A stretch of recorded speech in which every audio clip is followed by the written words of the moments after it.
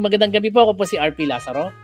Magandang gabi. Ito na naman ang Palikerong Tapat, babayarang banal, Kristiyano Manyaki, hindi umindot na walang pahintulot, ang pantas na talipandas, ang komentaristang kupal, ang solterong tibak, ang ngayon masakit ang ulo dahil sa sulfur dioxide sa hangin, ka Dennis Reyes.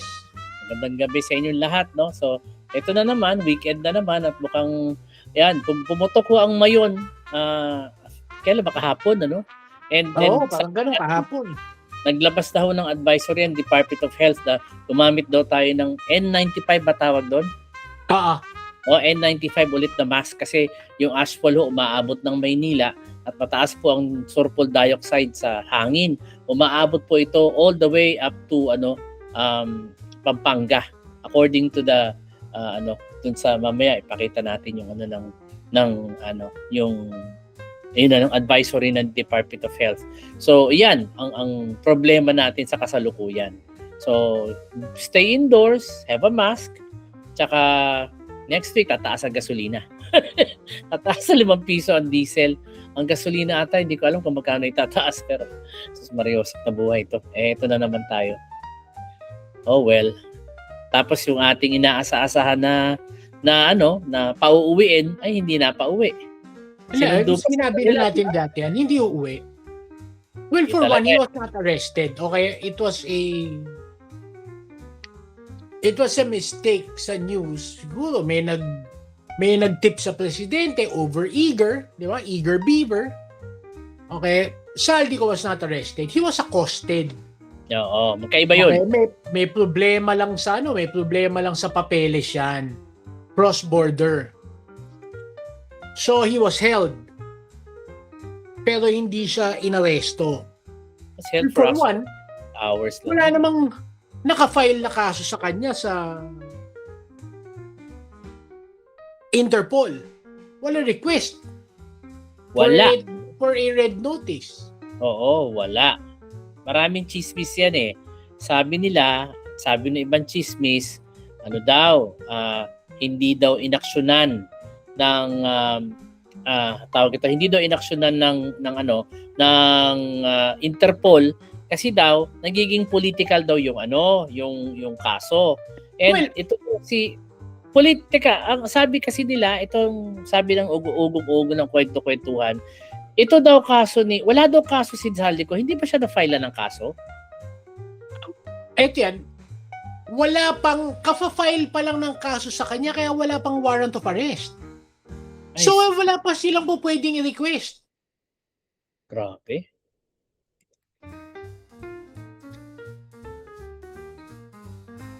So, wala. Talagang wala pa. Wala pa. Nasa Sandigan Bayan eh. Ang kinasuhan pa lang si Cheese, si Joel, si Jinggoy, si Martin.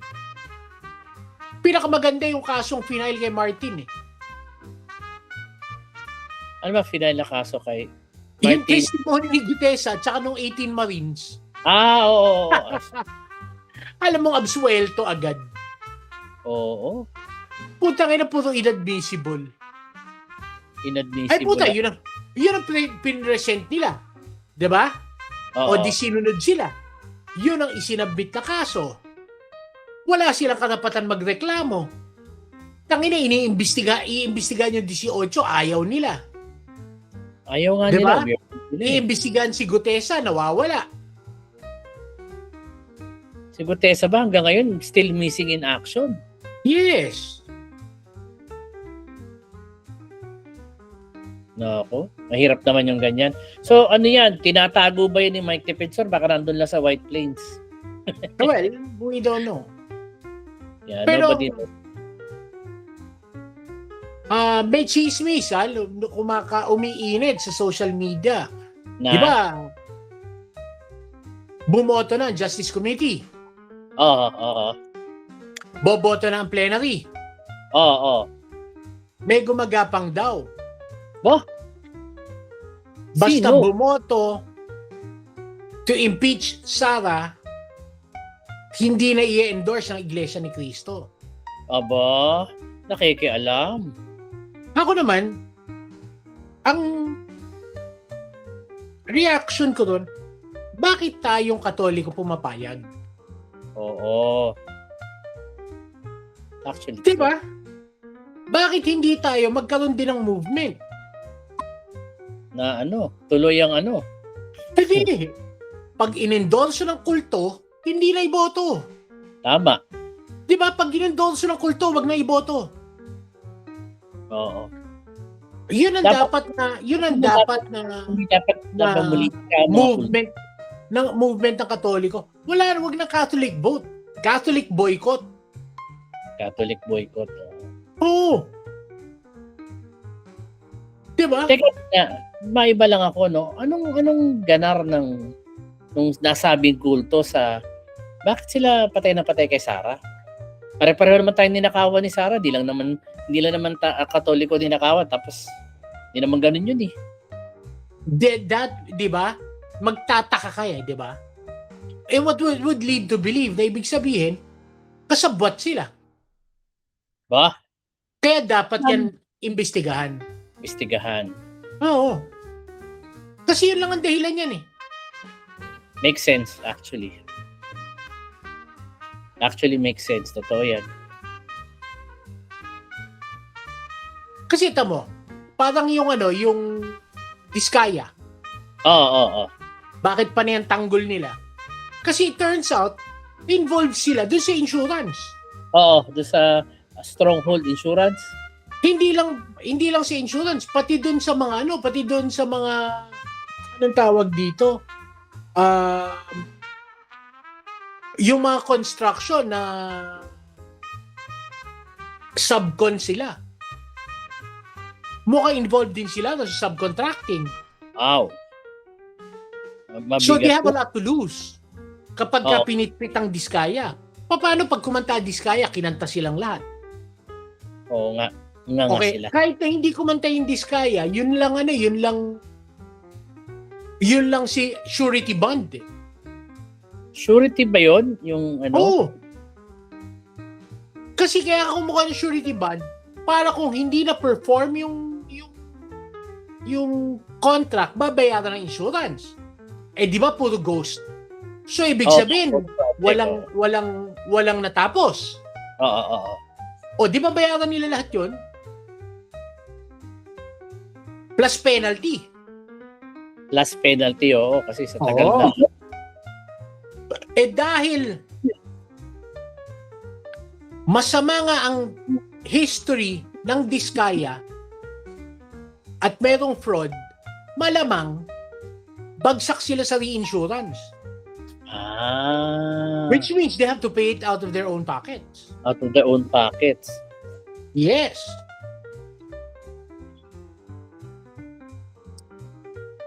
So yun ang mga doon, yun ang mga problema doon. Kaya pag tinignan mo, you would be led to believe na meron silang pinoprotektahan kung bakit nila pinoprotektahan si Sarah.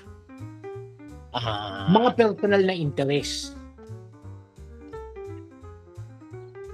I see. Parang sasabit sila pag hindi sila pumotekta. Parang gano'n, di ba? Yes. Ay, nako. Mukhang mainit eh. Oo. Maraming senador, may mga senador magbabaligtaran eh. Senador, babaliktad. Wag lang makulong. Putang ina, wag lang makulong. Oo nga, no? Yeah.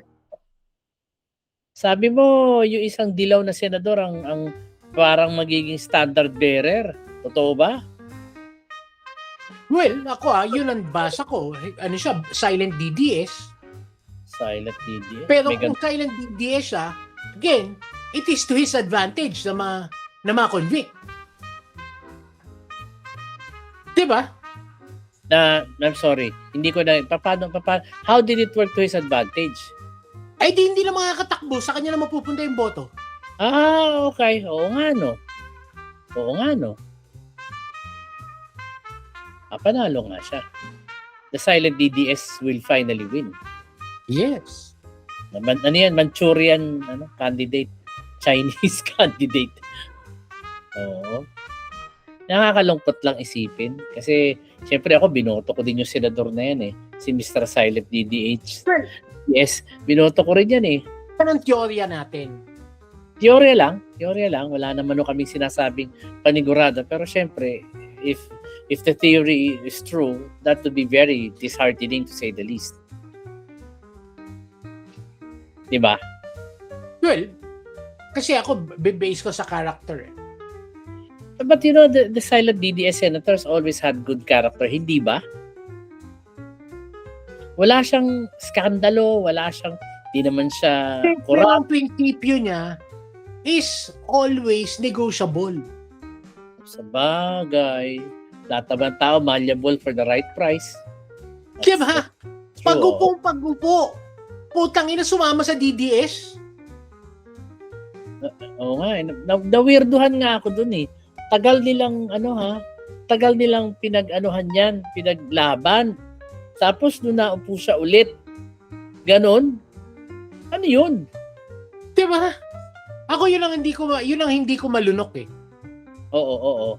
Ako siguro dahil tight yung family namin, pero kung yung tito ko, niyurak-yura ka ng ganon, binaboy ng ganon, utang ina mo, magkakamatayan tayo bago ako uupo sa parehong mesa kasama kayo. Oo. 'Di ba? Totoo naman. Tapos ganun-ganun na lang sumama siya. Di ibig sabihin walang prinsipyo. At anong kapalit para sa isang minor committee? Hindi naman major ang committee niya eh. Education? Hindi nga. May major ba? Wala. Committee yun, totoo. Not a major committee. That's true. Di ba dalawa sila? Yung isa agri. Major ba yun? Hindi. Oo. May pera ba doon? Oo. Oh? Hindi, pero hindi yun eh. I mean, kahit na yung yun na lang foster father ng asawa mo. Oo. Binangga mo. Oo. Alam mong mula bata, doon lumaki yung asawa mo. Yun na nagpalaki. Tapos binangga mo, all of a sudden. Ako din, I never understood the actions eh. Never understood the actions. Yun. Sa akin, putang ina. Meron naman. Dahil ikaw yung presidente ng partido, hindi magpatakbo ka ng iba. Tangina yung politika lang yan. Oo. Tatay ng asawa ko to. Oo. Diba? Ako ganun eh. Oo. Respeto na lang sana. Respeto na lang. Sa taong nagpalaki sa asawa ko. Oo. Siyempre, nagkikita kayo pag Christmas, alangan namang di ba? Tsaka remember at that time, yung tatay ng asawa mo ang pinakamalakas na kandidato.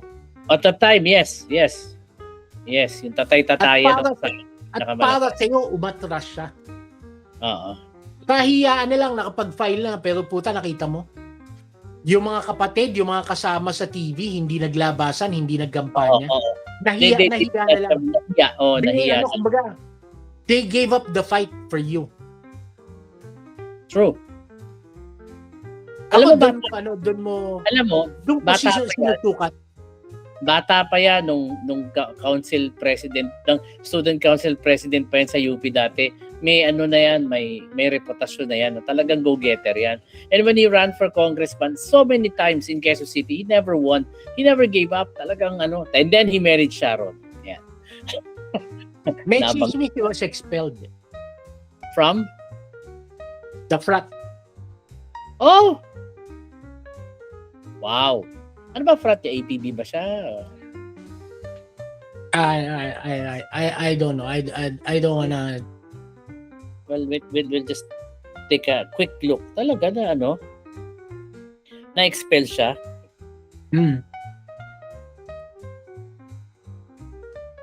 Interesting yan ang frat, yan for life yan Hindi yan basta-basta nag-iiwanan Pero para ma-expel ka, since since college pa, since law school yan, member na yata siya. Yung pala frat niya.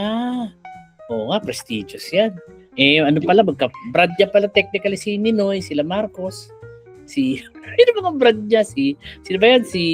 Pangalan nito? Si Enrile, namatay, sa Balangit naman. Ayan, mga brad ni Enrile. Brad niya. Si Boying, tsaka si Martin. Si Boying ba? Ang alam ko, si Enrile, brad nila. Hindi. Sila nila. Sa kalaban yun. Ganun ba?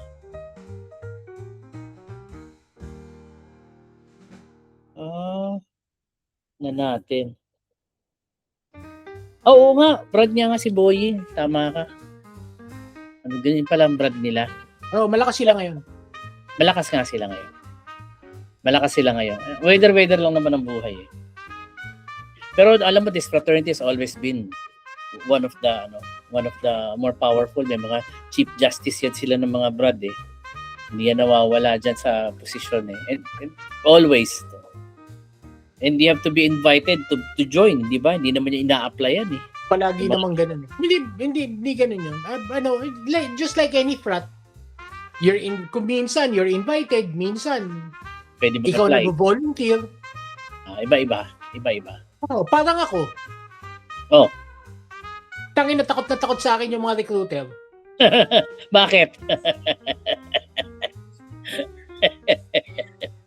Bakit naman? Anong ginawa mo sa mga brad mo? Hindi, kasi may kwento yan, okay? I was supposed to be with a different frat. Okay. Turns out, yung best friend ng airpods ko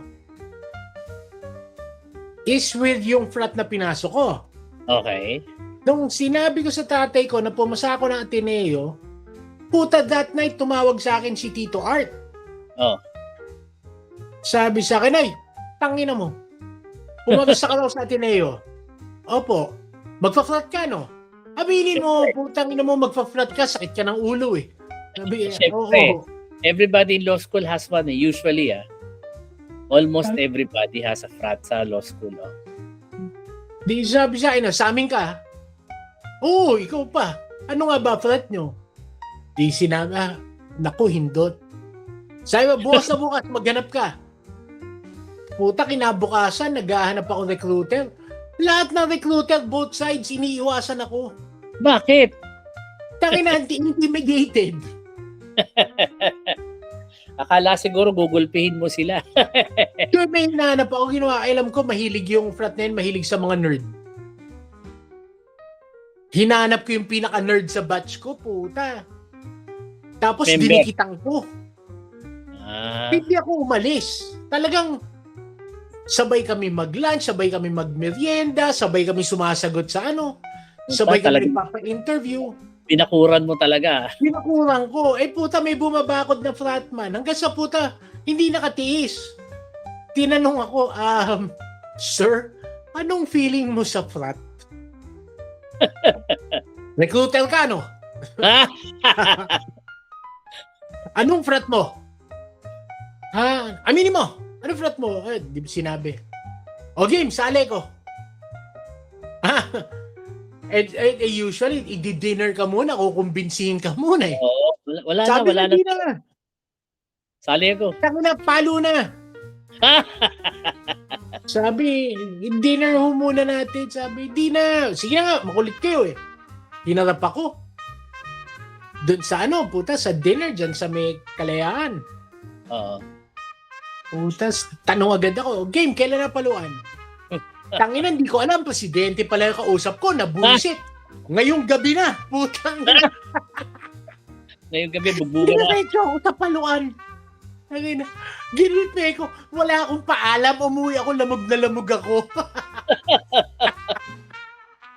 Pero ang bugbog niyan, hindi naman talaga to the point, hindi ka na makatayo, di ba?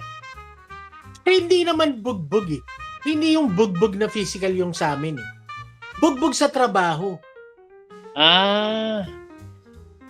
Pinag-serve ako sa Tala Leprosarium. Sus Mariosep. Leprosarium, saan yun? Sa Tala. Diyan, sa may Manila, sa may papuntang Quezon City, papuntang Novaliches. Tala. Caloocan. Hindi ko alam yun eh. Hindi ko alam yun. Talagang yun ang hindi ko alam, sorry. Yun ang initiation sa frat namin, service. Service. Service na may sakit. Hindi basta gulpitan lang. Hindi, service sa simbahan, sa may sakit. So, gano'n. Nalaman pa nila, sakristan ako. So, pinag-serve ako sa misa. Tapos, pinag-serve ako sa may ketong. Hindi naman nakakahawa yun eh. Hindi naman. Hindi nakakahawa yun. Pero, going back dun sa, dun sa ating pinag-uusapan, yung kay Salty ko na yan, just to center on it, parang ang daming sasabit, pag umuwi talaga yan. Marami talaga. Parang hindi lang siya can of worms, parang drum of worms yan eh. Bariles of worms eh. Hindi, pero ako sa akin, sasabit. Kailangan umuwi si Saldi ko kasi siya ang kayang mag-trace hanggang 2016 or previous to 2016. Alam mo, diretso yung nakita ha, ang chismis talaga daw ay ang mastermind daw si Bongo. Totoo kaya yun? Ako, I think so too. Kasi this thing, this flood control thing daw was invented nung panahon na, kasi alam mo, bago na upo ang mga Duterte, inayos na nila yan eh. Nila Gloria, nila Pinoy, na mawala na yung mga, ang tawag doon nung araw, CDF, yung mga pork barrel kuno-kuno, and all of the other holes that resources. Yung flood control kasi, nagsimulang ayusin yan right after Ondoy. 2010. Yes. Kay Gloria, na 2010. Before 2010. 2006 yata. 2006, 2007. Ondoy. Okay. Nahin na natin. Sandali. Sige lang. Okay. Yung problem of flooding, unang in-streamline yan, panahon ni Gloria. 2009. Panahon nga ni Gloria. Tama.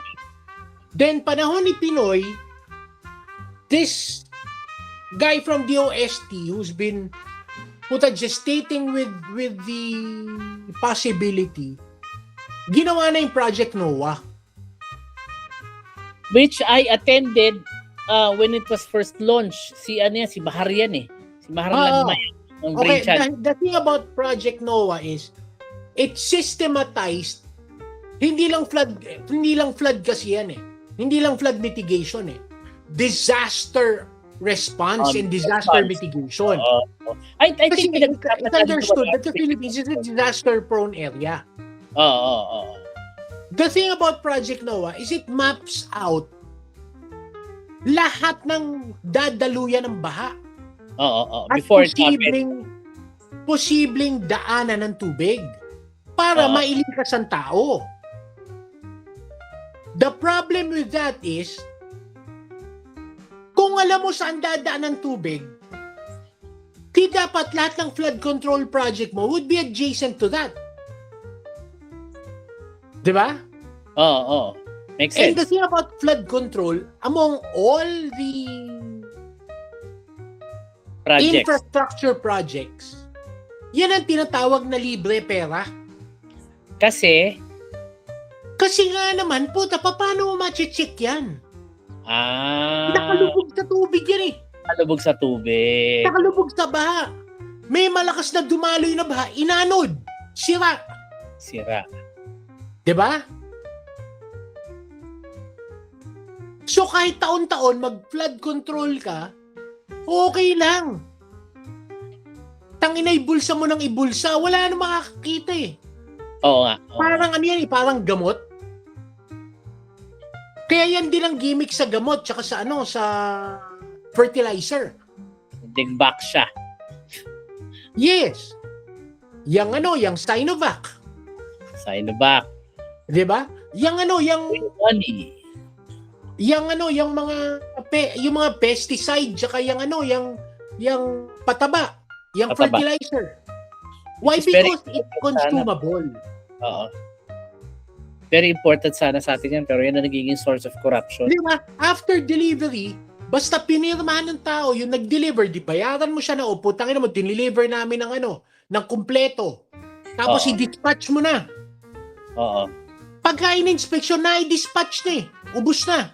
Na-consume na. Wala ka namang resibo kung kanino napunta o wala namang tracking yan kung sinong anong Pwede, yung tracking, pwede mo pikiin. Kahit nahabulin mo yung tracking, pumunta sa barangay, ang sabot lang sa'yo ng barangay na ipamigay na namin. Wala na ho kaming balik dyan. Oo. Sino na? Yan ho listahan, no? Ano, isa-isahin mo yon? Diba? Wala na yan, no? Yun, yung bakit yan, tinatawag na libreng pera. Because the only way to track that was through Project Nova. At yun ang tinanggal nila. So alam mo, nung tinanggal ang Project Nova, it became systematic. Yes, tinanggal ni Duterte ang Project Nova and then gave it back to UP as a kind of failed science project. They should bring it back. Tapos ginawa nila, tinanggal din nila lahat ng end-user certificates. Ano yun? What's an end-user certificate? Okay, ang end-user certificate kasi ganito yan. Kung merong infrastructure project, kailangan may mag-request. Okay. Okay? So, yung LGU magre-request. Pag nag-request, kailangan gawa niya ng PO. Okay. Purchase request, gagawa niya ng PO. Oh. Gagawa ng bidding. Bidding, okay. Okay? Pasok na yung mga contractor. After nun, inspection report. Kasi kino-construct na eh. Oo. Okay? Totoo, may ginagawa ba? Oo. And finally, yung final inspection and turnover. Okay.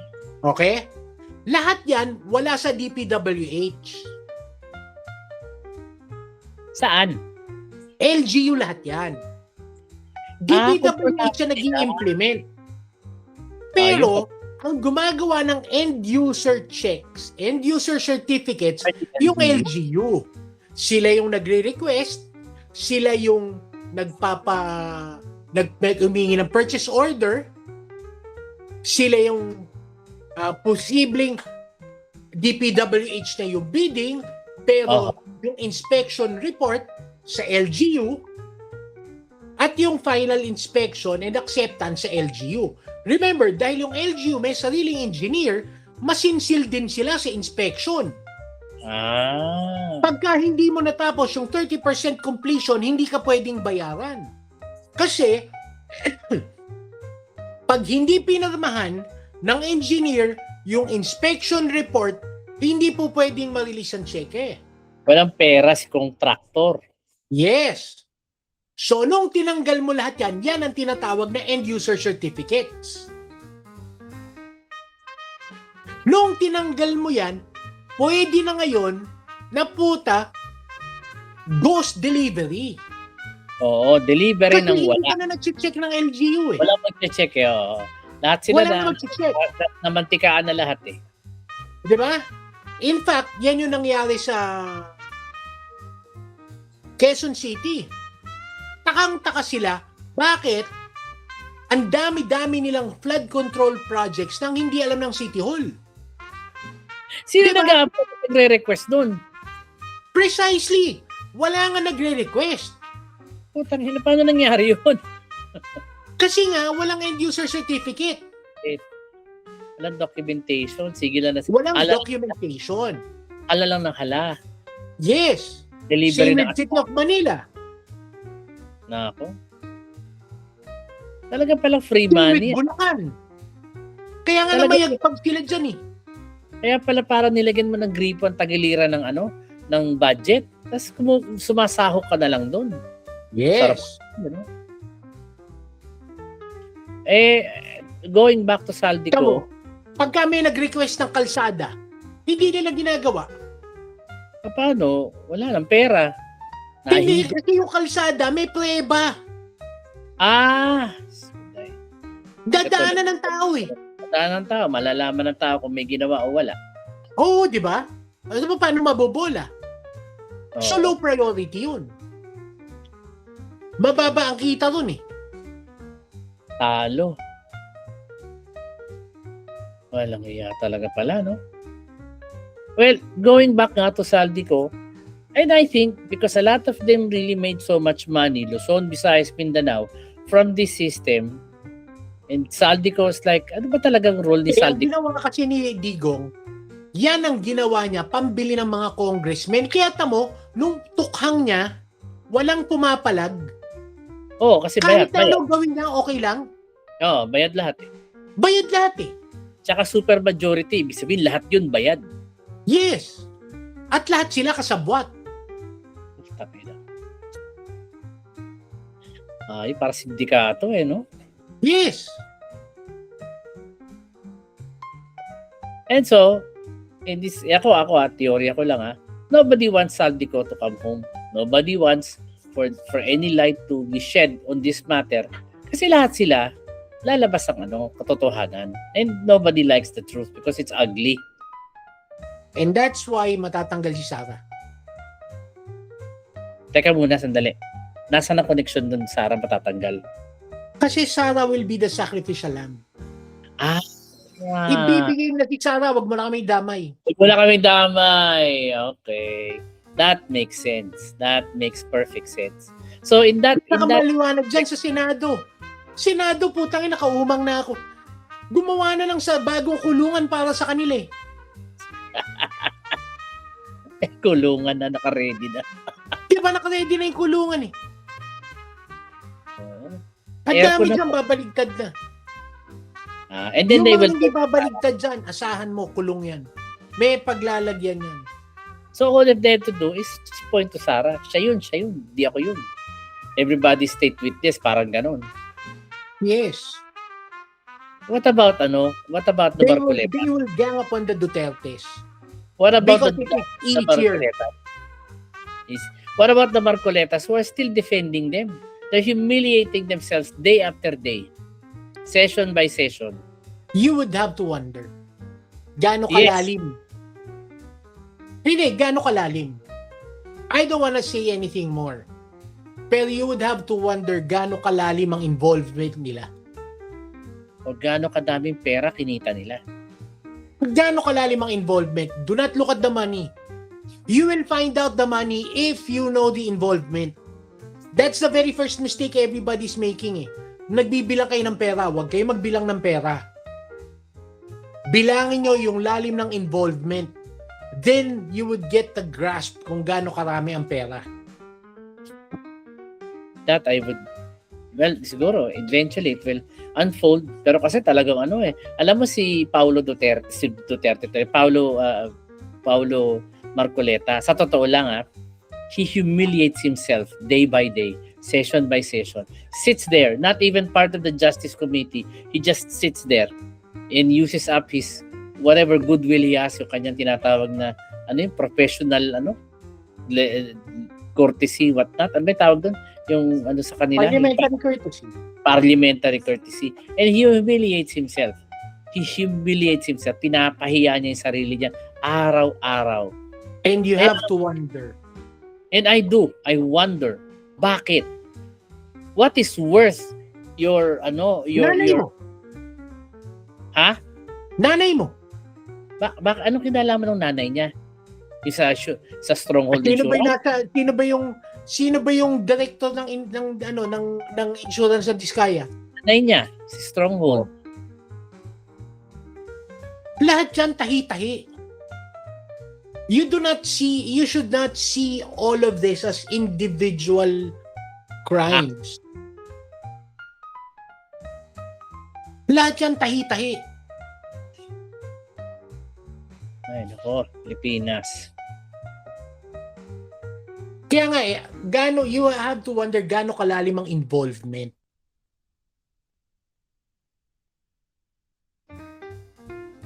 Gaano nga ba kalalim? Kasi tandaan mo, yung relihiyon nila will not be that big kung hindi dahil sa tatay ni BBM. Oo, totoo yan. At yung relihiyon na yan will not be so brazen, they will not be so parang involved. Talagang Yung kulto na yan, it's on its way down. Interesting point. We'll see. Kasi marami followers eh. They're still in the millions. It is an eventuality eh. Pagka ang ginagalit mo yung pagka cultural religious minority ka. Mas maangas. And umangas ka. Suddenly, remember, the majority of people are very prejudicial. Oh, that's true. That's true. Especially Catholics. It's not just about Catholics. The world over. That's true, yeah. The majority is always prejudicial against the minority. Yes. Kaya nga, di ba, kahit na po tayo doon sa India, may mga Hindu massacre on Buddhists, on Christians. Oo. Diba? Kasi minority sila doon eh. And these are the most peaceful religions ever. Sa Africa, the majority massacres the minority. Timor-Leste, remember? Pinagpapatay na yung mga... It is part of human nature to be prejudicial against the minority. Minorities, to pick on the minorities. To pick on the minorities. And maybe to massacre. Ako yung mga ganyan, they're calling attention to themselves. And that they are doing very well. Kaya ngayon, everybody's talking about them. They're so entangled with the Dutertes. Talaga, everybody's talking about them. Ano yan? Nagtatanim sila ng sama ng loob. Totoo yan.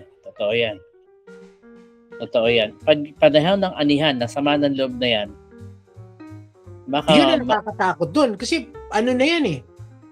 How do you stop the evil in men? Well, it's been decades and centuries and nobody has ever stopped the evil in men because naturally tao yan eh. Because there is no way of stopping the evil in man. So yan. No way of stopping. It has to run its course. Yeah, until they get tired or defeated. Diba?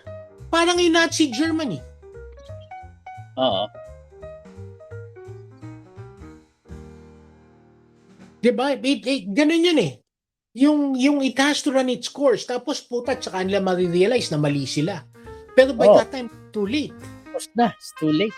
Dami na namatay, dami ng sakripisyo, marami na nangyari. Dami ng sakripisyo. And then that is what's going to happen to us at the rate we're going. Marami tayong... And remember, hindi pa tayo lang ang bansa na hindi pa nakakaranas ng civil war. Totoo yan. Lahat ng bansa sa paligid natin nagkaroon na. Tayo lang wala. Tayo pa lang wala. Awa ng Diyos. O hindi ko alam kung awa ng Diyos ba yun o parusa ng Diyos. Baka kailangan natin ng isang civil war para tumino tayo eh. Ako, yun ang hindi ko gustong isipin. Why? Because a civil war might devolve into a religious warfare. As what happened in other countries. Kita mo naman. Diba? Yun ang hindi na maganda talaga. Magwawatak-watak ka isang bansa na dati buo. Like what happened to India.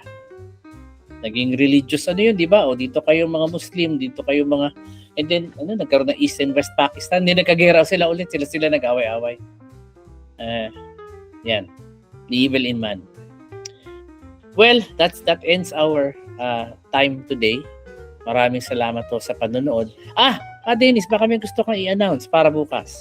Bukas po yung kapihan sa Winford, kapihan sa Red Dynasty, will be having Dr. Carling Cabutsan, Professor of Statistics sa Industrial Management sa Ateneo de Manila University. Will also be having a few guests. Hopefully dumating Dr. Rene Ofreneo, the country's greatest living economist.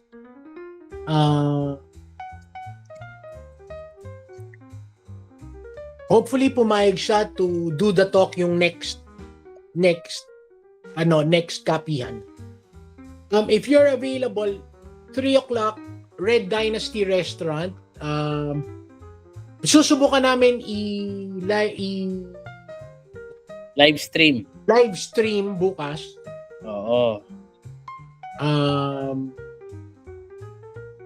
If you're in the area, please join us. Admission is free. Kapihan to, kwentuhan, talking about Philippine economics. Yan.